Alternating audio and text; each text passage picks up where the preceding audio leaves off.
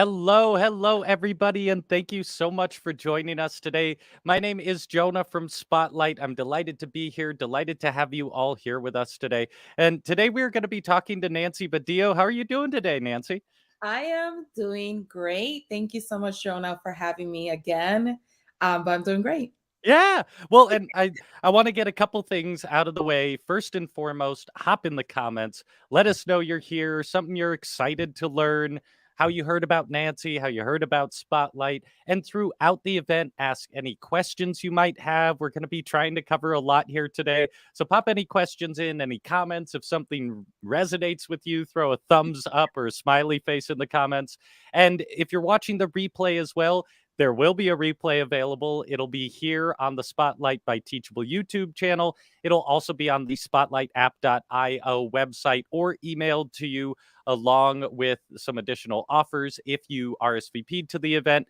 And as well, just make sure to be active in those comments. We always find that there's as much learning happening in the comments section as there is in the actual event. So if you're watching the replay as well, drop a comment in there. We do come back. We read all of those. We love seeing where you're at and what it's about. But today we are talking to Nancy about a few things, but we're focused around building an Etsy business, building a Mhm. business around downloadable products, digital products, turning that into courses, this whole chain, and how you can do all of that, some of the challenges that come with that, and how you overcome them. So, this is really exciting. We've worked with Nancy before. So, also, if today isn't enough for you, you just want more and more Nancy, we'll make sure you know how to find her.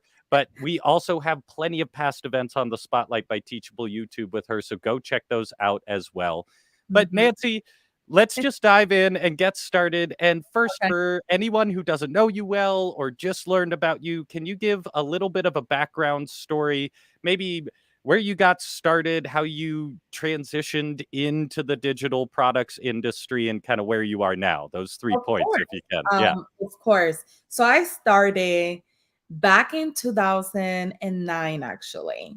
So in 2007, so that gives you my age, right? 2007, when we hit the recession and there was a hardship, I was going to school full time. I actually was a young person with a home. I was like 24, on my own home. I was working Wow. a full-time job and went to school full time. And when the recession hit, I went through a hardship. I lost my job. I had to stop going to school. I was working three jobs to try to save my home and ended up losing my home as well through a foreclosure. And I Oof. ended up going through bankruptcy. Now, the reason why I started the whole digital space thing is because I started Googling how to make money because I was desperate. I was trying to save my home. And I knew back then of people who made money online, but it wasn't like now that you see and so many. Back then was a lot harder to find these individuals. So I knew about people making money online. That's how I started, and then Huh. I fell in love with the process of making money online. And to be quite honest, the first few years I didn't make any money online. It was really Yep. difficult for me. We didn't have the resources, the tools, it wasn't as easy as it is now per se. And it just took me years of trial and failure. I pretty much did everything from blogging, affiliate marketing. I was jumping to too many projects, doing too many things. When I see it now, um, I did hinder myself from growing because I was jumping in too many projects. But at the same time, I'm very well rounded as a digital marketing specialist because I try so many things. Right. So it kind of like works for me in the favor now, but that back then it just didn't work for me in the favor of the sense that it took me longer to have success because I was bouncing from too many things and not giving it enough, I guess, of a try to be successful with it, right? I would do it for like a month or two and be like, well, this didn't work. Let me try something else. But Mm. that's how I got into the whole space of the digital marketing. It was through hardship. I lost pretty much everything. And then I kind of fell in love. I made like my first cent to Google AdSense on my blog. And then I was like, okay, I made 1 penny. How can I make now $1? How can I make Yeah. $20? And it kind of developed into that. And fast forward in 2014, I got engaged. And one of my friends was like, you need to shop on Etsy. They sell handmade products. And then I went shopping there. again, my brain is like, oh, I could open an Etsy store, another project to try, right? And had no experience with handmade products, had no experience with creating digital or physical products, to be quite honest. I'm not a crafty person naturally. And I opened my first store, and my first year, I made about 21,000. And that's where I transitioned from being all over the place to saying, you know what, I made 21,000 this year. I tripled my income the second year. I know what I'm doing on Etsy, and that's where I transitioned into becoming an Etsy coach. Wow. Okay. So there's a whole lot to unpack there, and I hope we can get to each piece. I want to call out some of the comments here because it's a great audience here today. But Cameron is saying, so curious if Etsy is a good platform for my products, selling stationary kits, so physical products. Mhm. And then Angie is saying, hi from the UK, recently started looking at selling on Etsy, but it all seems so daunting. And then GH, same thing. Thanks for doing this and agreeing with Angie. It does seem daunting.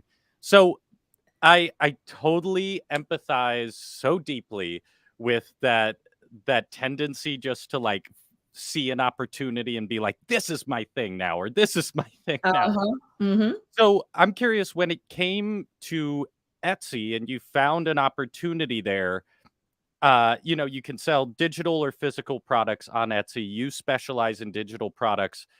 Can you walk us through a little bit, like from discovering and recognizing that opportunity, how did you settle on digital products and how did you decide on the like niche of digital products, what you were Yeah. going to offer there? Because The that's re- really hard to do. yeah, no, the reason why I went with the digital product, if I'm completely honest, is because again, I'm not crafty. So I really didn't Mm, have any products to make, and I really didn't think I had the creativity to create products. So the digital products was just the easier route for me. But in the beginning, I made tons of mistakes because I took the easy route and I started selling like lyrics from songs or lyrics from movies. So this is how bad it was. I would go to Word document. I would create a lyric, like a quote. This Girl's on Fire, right? By Alicia Keys, like her song. yeah, This Girl's yeah. on Fire. I will save that as a PDF. I will upload it to Etsy and I will sell it. And that's what I was doing it from Word document, just black and white quotes. And people were buying them. And That's it was that simple for me. Now, obviously for me it would be a little bit easier than someone starting on Etsy because of my experience with growing. I was already working at a digital agency for 5 years. I went back to school and got in my master's in marketing. I knew how to grow like a Facebook group over to 200,000. I worked for Mercedes Benz. I had all mm, this experience with advertising and how to brand, how to grow my brand basically, or how to grow other people's brands. All I had to do was apply the same to my brand. So that part kind of helped me propel it. But that's how I started. And then 6 months in, I already had like about 1,000 listings. Kid you not, I could do like 20 quotes per day because it's so simple, right? You're just doing a quote. And 6 months in, I got hit with a whole bunch of infringement notices because I was gonna ask about that. I was so curious. Yeah. I Okay. was doing copyrighted quotes and stuff that were trademarked. So from there, I had the chance to say, okay, you know what? I give up. The X is not for me. This is too much. But then I decided, you know what? I'm just gonna do a new niche. And because I had just gotten married and I had bought stuff from wedding for my wedding on Etsy, and I had developed this passion for like the wedding industry, I created a wedding store. That's how I Mm. ended up making 21,000 because the wedding products were higher than the 199 or $2 or $5 printables I was making beforehand. And I just propelled everything. It just changed everything. I learned, right? I learned my lesson that I need to educate myself on whatever field I'm going to go into. I made better decisions and I ended up growing my store from there. Okay, so that was you just answered my follow-up question, which Mhm. was what was that first product? It sounds like you had success with the quotes, which is wild to me that people would do that, that would buy that when they could very easily do the same. But again, you never know what people will buy, right? Exactly. But so it sounds like the wedding stuff is when it really took off. I do Mhm. have one question from the music quotes. Did you have to pay anything in fines, No, or you thank just got God. a cease and desist? Yes, thank God I didn't get sued. It was just like take it down. And the thing with Etsy is that a lot of people do break the rules there and they're not supposed to. And eventually, if you get caught and they take your listings down, you could eventually get shut down permanently. Etsy will not Ah, turn a blind eye and say, okay, yeah, you can open another store. They would not allow you. So I got very lucky because I didn't receive one or two. I mean, it was over seven. Nowadays, you receive two and you're out. Back then, right, it wasn't as common. So, and I think for me, because I was marketing online, I didn't get away with it like other people do because I was all over it. Like I was marketing myself right. really good online for my products. So it was driving me, mind you, the first month, which is the hardest month for all Etsy sellers, I made $102. I remember to this day. And I had no experience on Etsy. And for me to make 102 was now I realize is a big a big milestone for anyone to even make money the first month because it is hard to get index and ranking and see what's working. And there's Right. so many hats you have to wear to learn and master Etsy basically. Okay, so you keep doing this. You keep perfectly laying a little nugget for me to latch on. That was my other question with what you said. It is, and this comes from not my experience, but also so many people I've worked with. It is often so much easier to apply your skill set to other people's products, other people's work than it is to your own. I've Mhm. made over 10 mini courses for customers, but have been spending a year on my own. It's so much harder, whether it's carving out the time or you sit Exactly. down and the imposter syndrome sets in. Do I know any of this at all? Exactly. So, in that wearing of hats, do you have any tips or methods you use to be able is I guess, is that natural for you? Or have you developed methods to be able to apply that stuff to your own product and get over that barrier? I think is kind of both. I mean, I have this the syndrome, like, oh, is it good enough? Am I good enough? You're always gonna have that, I think. And especially when you try to do something new, you're always gonna get that. As soon as you start something new, a new project, a new idea, a new website, and a new course, whatever it is, because you never done it before, that fear always creeps in. So Yeah. I think for me, it's just been really understanding that I just have to take the first step and analyze everything and see what's working, what's not working, and repeat doing what's working. But just taking the first step and realizing that you are going to have failure first before you have success. I think that's the biggest thing. Right, right. And failure Mhm. means you're at least trying, right? Exactly. Yeah. It's Exactly. I used to think, back then I used to think, failure was like the end of everything, I'm stuck. But now I realize that, it was so important. Like in order to be great, you just got to start. And if it happens to be that I fail at something, it is what it is. And just get up and redo it again or pivot if you have to. right. Mhm. Right. So let's get a little more Etsy specific. We have a bunch of people here who are really interested in Etsy specifically, and it sounds like I'm a little ignorant to this, No, you're but fine. it sounds like the biggest challenge starting out on Etsy is visibility. You can have a great product, you can be really niche down, you can follow all of those examples, but there's if you're not doing the right things, you're just not gonna get visible. So I Mhm. know your course dives deep into all of that, but can you can you share one or two pieces of advice or things you learned early on for tackling that specific problem? Of course. I think the first thing is visibility is important, but it starts with your product. Mm, It okay. starts with the product first. You want to make sure that one, that the product that you're going to sell, you're passionate about. Because if you're not, and when the herders come in and you're not selling and you're not making the money you want, you're going to get disappointed and want to quit sooner. And you want Mhm. to make sure that the products that you're selling is something that you wouldn't mind doing repeatedly, especially if you do end up growing.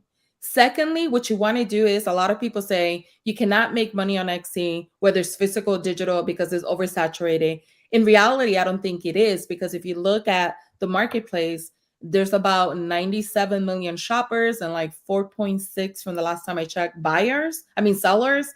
So the gap is really big. There's enough room for everyone. I think the biggest thing you have to truly understand is that whatever you're selling, you got to make sure that you find a gap in the market of that product that's underserved. So Mm, there are people that are selling products that are in a saturated market, let's say like jewelry, but they're focusing on gold jewelry. And that is the trending element that is underserved versus everyone else is selling like the same thing. So doing market research and validating your products is the first thing you have to do. Now, keep in mind that you could be successful in a saturated niche, but it's really important to understand that if you go in a saturated niche and you did product research and you can't find any gaps in the market that are underserved, that means that it's going to take you at least a year to 2 years to make money on that mm, on the type of money that you want to make in order to replace your 9 to 5. However, the stores that you see that grow in a year and they have like 21,000 sales or 15,000 sales or even more than that is because they're serving they found a gap in that market. So therefore there's a lot of people are searching for the product, but not too much competition. And those people are able to take off. And a lot of times I get people that are like, well, how come this store is doing good? Like their photos are not that great, their SEO is not that great, this and that. I'm like, because they have that one product that kind of took them off. So it's really important as an Etsy seller to find a product that fills a gap in the market that a lot of people are searching, but there's not a lot of competition. That's going to guarantee you to make money the first month if you really work really hard on your store. Secondly, you have to learn to always stay on top of your customer's mind, meaning you have to do research, active research, and see, okay, is this product actually dying off? Is this product taking off? You have to be able to predict trends. And there's programs that I recommend in the course. And even on Etsy, just using tools like Alora or eRank that it will show you what's predicting to rank for the next few months. It's really important to do that because if you're constantly adding products that are on demand or predicting to be on demand or people are actually searching for it, that's how you make money on Etsy. It's not adding 100 products, random products, or right. saying, I'm going to add as much products and then I'll make money. It doesn't really work that way because if you're adding products just like everyone else and you're not doing product research and keeping these things in mind that I just said, you might make the occasional sale, but you're not really going to propel or kind of like scale your business to the next level. Right. It's not an actual business strategy. No, it's not. Well, And and it's not sustainable for the long haul either. yeah, Mhm. this is one of the reasons I love talking to you about this because there's so much marketing out there that is like a set it and forget it approach to Etsy. Like throw a product up and then you don't have to do anything and you'll retire on a yacht. And it's like we're Mhm. getting more accustomed to recognize that and be like, obviously that's not true. Exactly. But I also really appreciate what you said there, where a lot of it is just expectation setting too, is what I'm hearing. Where it's like if you're and I want to this is leading into a question from the audience, so Marcy, I'm getting to you.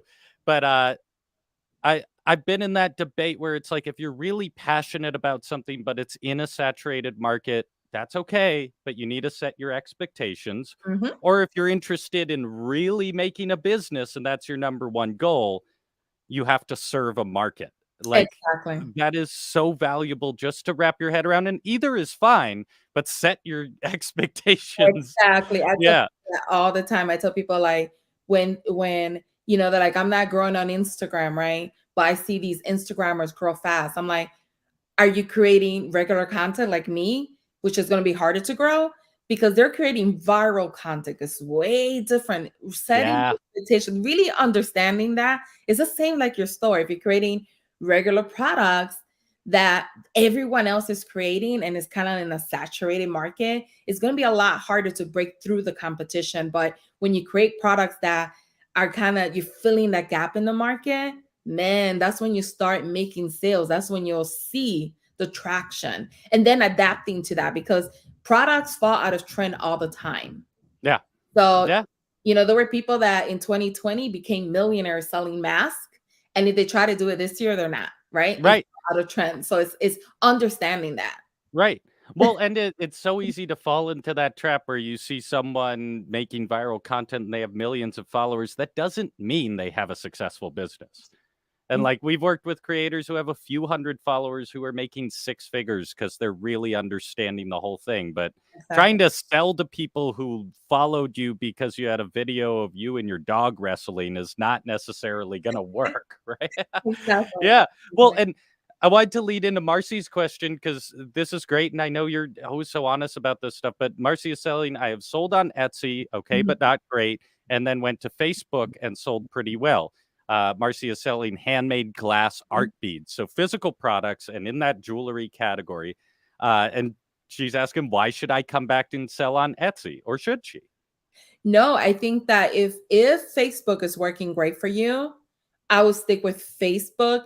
I think originally, like when I tell everyone Etsy is because if you're starting online and you don't have an online presence and you don't have a large email list, Etsy is the easiest way to kind of have a stepping stone of starting a business that doesn't cost that much to sell on Etsy. You could grow it. And eventually, what I always recommend is keep your Etsy store and have a backup because Etsy, Mm, you're renting a space. You're also renting a space on Facebook. Facebook could suspend your account at any given moment because they feel like you violated their terms of selling, or you use a word that they didn't like and they flagged you. So the best thing to do is use these platforms as a stepping stone, but also make sure to have a website that belongs to you. There's your own domain where you have more control, where you could grow your email list because you're very limited with that on Etsy and you're very limited with that even more on Facebook, in my opinion. So having those platforms to help you is fine, but you always want to make sure that you have your own space that belongs to you, that no one could take away from you, that you could grow your business and kind of scale it to the next level.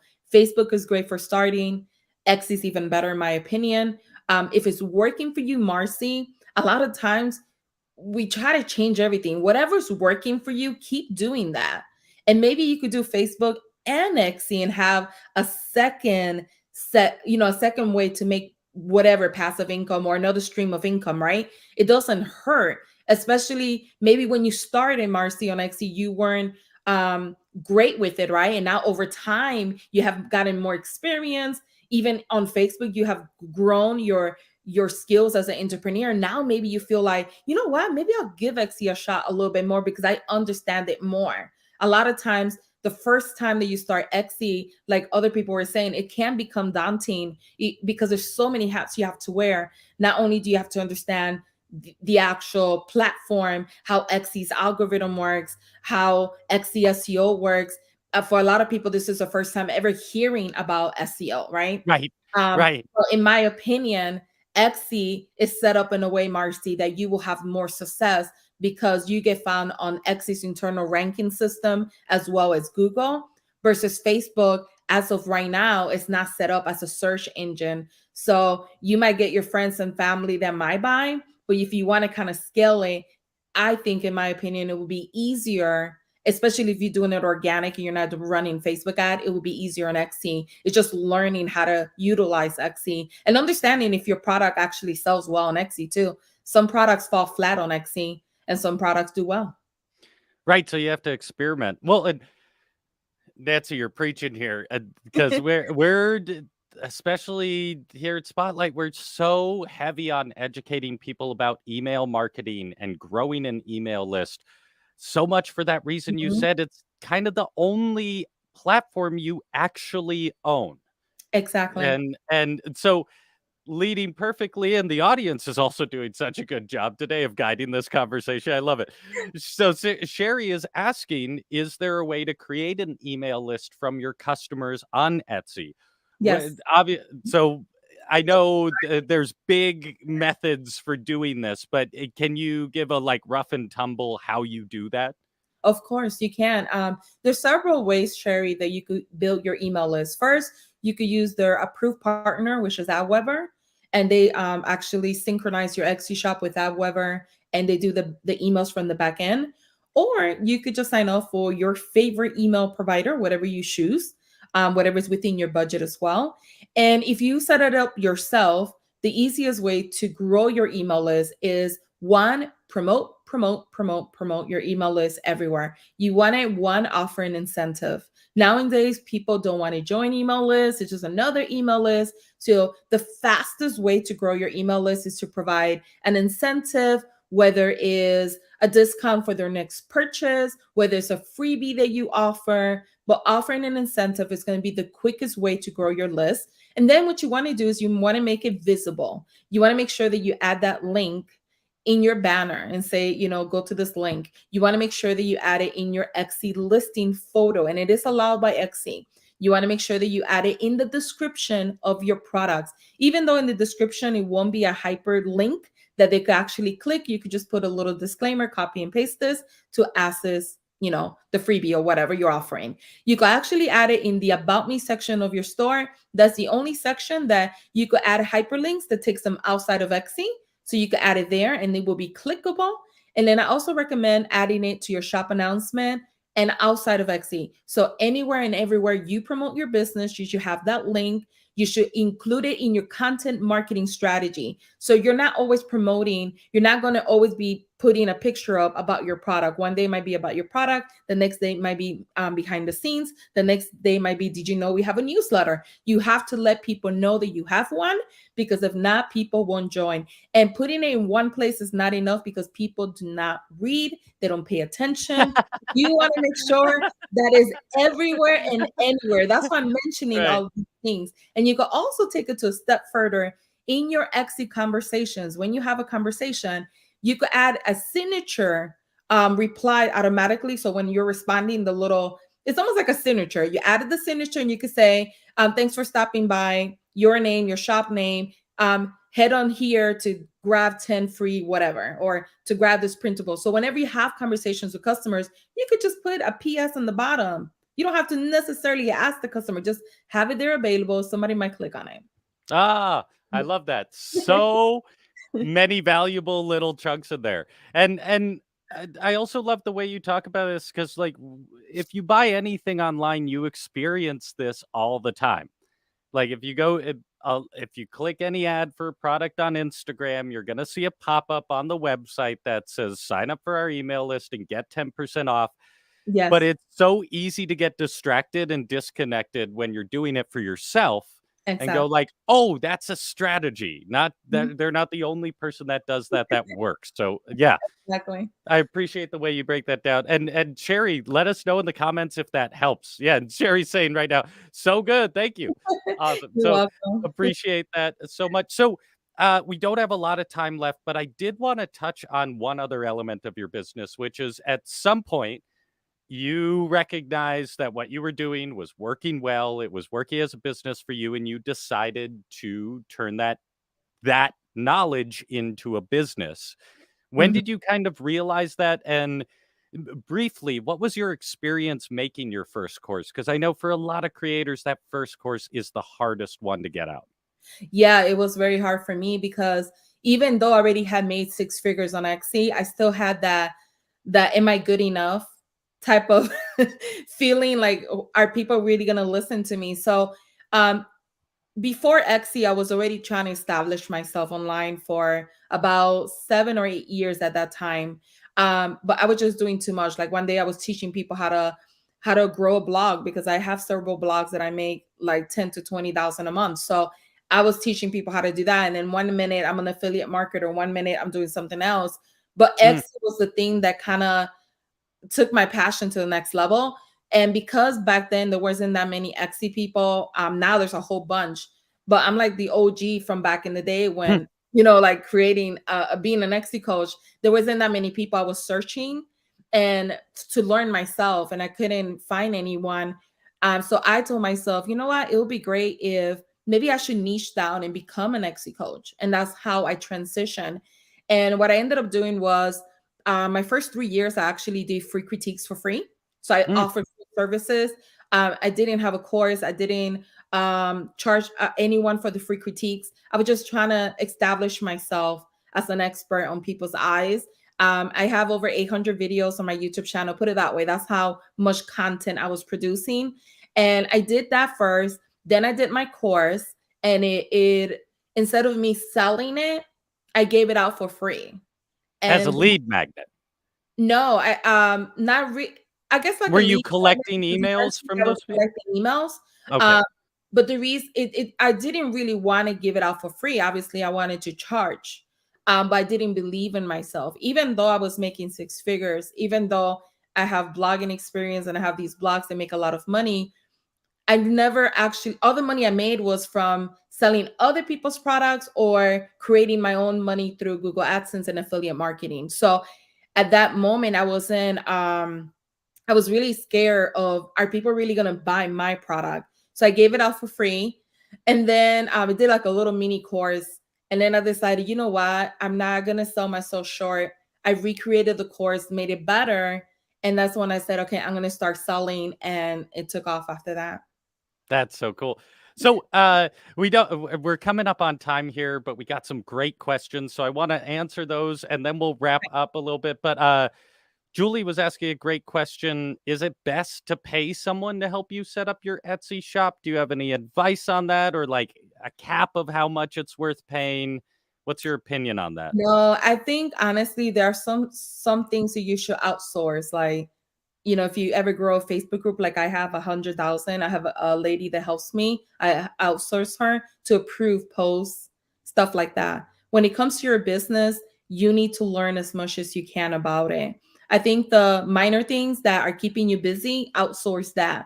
But when it comes to opening your business, how to create a sustainable business, how to have marketing and processes in place, how to grow your email list, how to set up your SEO, how to find products, I think that is better if you learn it, because even if you do get someone really good, they're going to charge you an arm and a leg because it is a lot of work to do market research for someone. So it's just better off if you learn it yourself and just outtask the stuff that's the tedious stuff. But the most important things, I think that you should learn it at least, even if later you decide, you know what, I'm going to outsource SEO, as long as you know it, that when they do it, you know that they're doing a good job. Because the worst thing you could do is hire someone and you don't even have no idea if they're doing it right or not. That's happened to many of my students. Yeah. So Mhm. basically, if it's costs the same, if someone has the choice of hiring someone to set up their Etsy shop or buying your course and hiring a babysitter for 2 days so they can take the course, you would recommend that option? Of course, I mean, I'm not saying that just because it's my No, no, I'm but being I do break down, Julie, everything and anything you need to know. My course, even though I started with digital products, I did sell candles as well. So I have experience with both, but keep in mind that SEO, how the algorithm works, how to have processes and systems in place, that is the same whether you sell supplies, handmade products, digital products. It doesn't change. It's the same. It's almost like setting up a course. Doesn't matter what you're teaching, the setup is the same way. So right. a lot of people tell me, well, you just do digital products, so you wouldn't be able to help me with my jewelry. Or no, I have students that sell jewelry, students that sell mugs, tumblers, and everything in between. So just keep in mind that what I teach in the course is going to help you start, grow, and manage your business the right way. And what makes me really different from every other course out there, and guys, start doing your research when you start looking at it, is that in the course, many Etsy courses, they offer coaching for an extra fee or for a certain time. I don't. I provide coaching 24/7. I have a pin thread in the Facebook group where you could ask me questions directly every day if you get stuck or need help. Not only that, but you get the signature course, which is the Etsy Mastery course, and you get 9 additional courses. One of them is a printable course for anyone wanting to sell digital products. And then we have an Instagram, a Pinterest course, and much Wow. more. So you get a lot, to be quite honest. Yeah, well, and so that leads in. Ava was asking, wanting to focus on digital printables. And do you have any recommendations for finding gaps in the market? Again, something I know you go deep into in your course, but can you give us like one tip or place Yes. to start if Ava just wants to go today and start looking? What you want to do is use tools like eRank that pulls information from Etsy directly. You could do research on Etsy's search bar. It just takes longer because you're manually trying to find these stores. Whereas when you use a program like eRank, that they have the free and pay version, they have a tool called competition, and you could go in there and see the top stores for 2021 for any category, 2022 for any category. Hmm, What you want to do is that when you're doing product research and you're trying to find gaps in the market, first you want to find a store that is relatively new. So started this year or last year. You don't want to look at a store that's been established for 10 years because that's not really your competition. It's going to take a long time to get to that level. So you need to look at stores that are within 1 to 2 years old. And then you want to make sure that you use those tools to go in there and see, okay, what are they selling and how are they making selling? What are their unique selling propositions? How they're making this money? A lot of time it's not reinventing the wheel, it's finding other stores that found this gap in the market. mm, You're like, oh, I could do that too. And then just recreating the product, but just trying to make it better than theirs, right? And have better customer service. A lot of times, maybe you can't make the product better, but you can make customer service better. You could add a free, right. you could do all these other things that they're not doing or not willing to do that will set you apart and will blow up your sales. And finding gaps in the market is basically finding a product that when you're doing the keyword research, you notice that, let's say, mental printables, right? Let's say that's keyword. You see, wow, 20,000 people are searching for this, but only 8,000 stores are creating this product. Mm, That is that's how you know it's a gap in the market. And that's how you know. Now, if there's let's say you find a product that 25,000 people are searching per month, but there's 1.3 million stores, that's not a gap in the market. That's right, right. product is oversaturated. You don't want to go into that one. And that's the mistake many people do.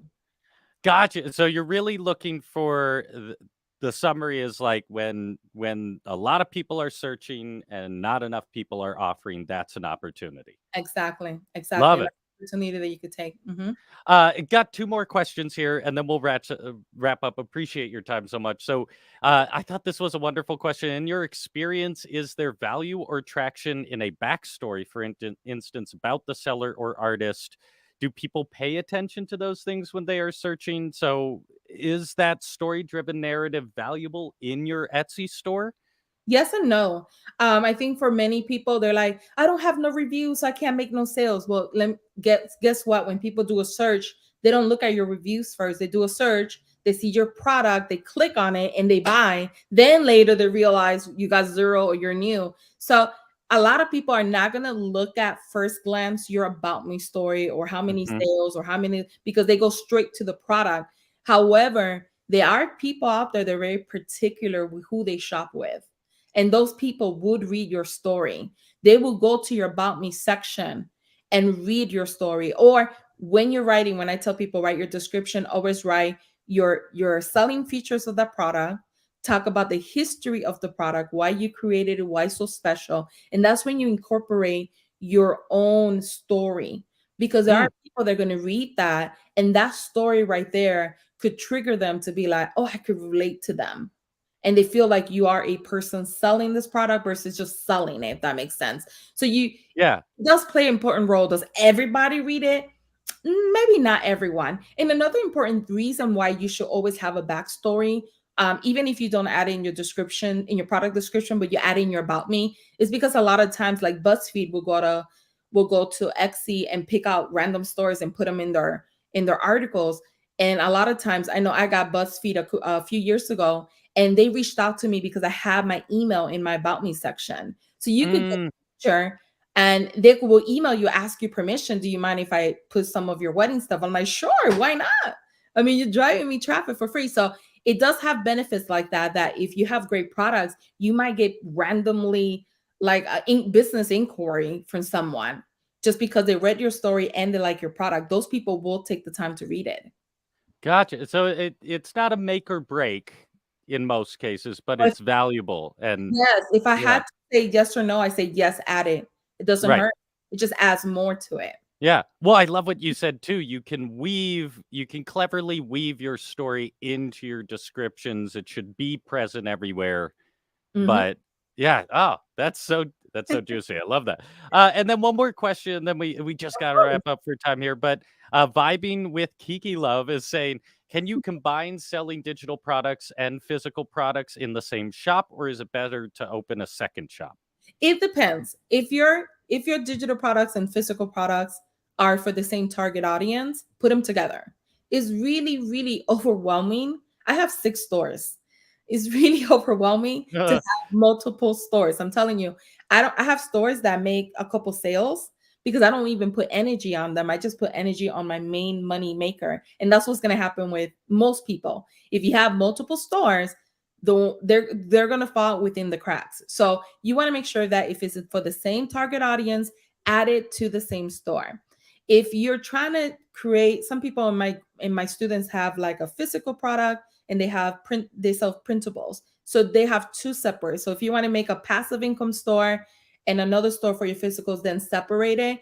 But ultimately, it's based on your goals. Think more about your goals. Are you trying to create one store where you make like $100 a month and you don't care, it's a hobby? Then add it all in one store. It'll be so much easier for you to manage. If you're trying to create a brand, whether it's a personal or a business brand that you want to grow for the long haul, create a sustainable business, then it is better to have one niche of a store versus adding a whole bunch of random products. And if it's the same product for the same target audience, add it together. Love it. So good. So sick. So, Nancy, we got to wrap up just for time, but appreciate you so much. And thank you, everyone watching, for the great questions. You really helped guide the conversation. Well, if anyone wants to learn more about you or any of that, for everyone watching, Nancy's course is linked in the description and you'll get an email with it as well. But if they want to follow you, learn more about you, what you do, where can they find you? There's two ways. You could go to my Instagram handle, which you see right here on the screen, which is Nancy Badillo 13. You could follow me there. Or you could also just head over to my blog, nancybadillo.com. If you were in this workshop, send me a DM. I'll be happy to answer any questions you guys have about anything that maybe I didn't see or answer today. Awesome. Thank you so much, Nancy, for sharing your time and your expertise. For everyone watching, thank you. It's been a blast. If you had a good time today, like and subscribe to that Spotlight by Teachable YouTube channel. And also, if you're interested if you have a skill like Nancy that you've recognized as valuable and other people want to learn, you can get started on Teachable for free. The link is in the bio as well. Get in there, start playing with it, experiment so that when you have your curriculum, you're not starting from scratch. But Nancy, oh, excuse me. Always a delight, always a blast. Thank you so much for being here. Hope to see you soon. And thank you, everyone, as well. Nancy, have a wonderful day. We'll talk to you soon. You too, Jonah. Thank you, everyone, for showing up. Cheers. Bye, everybody.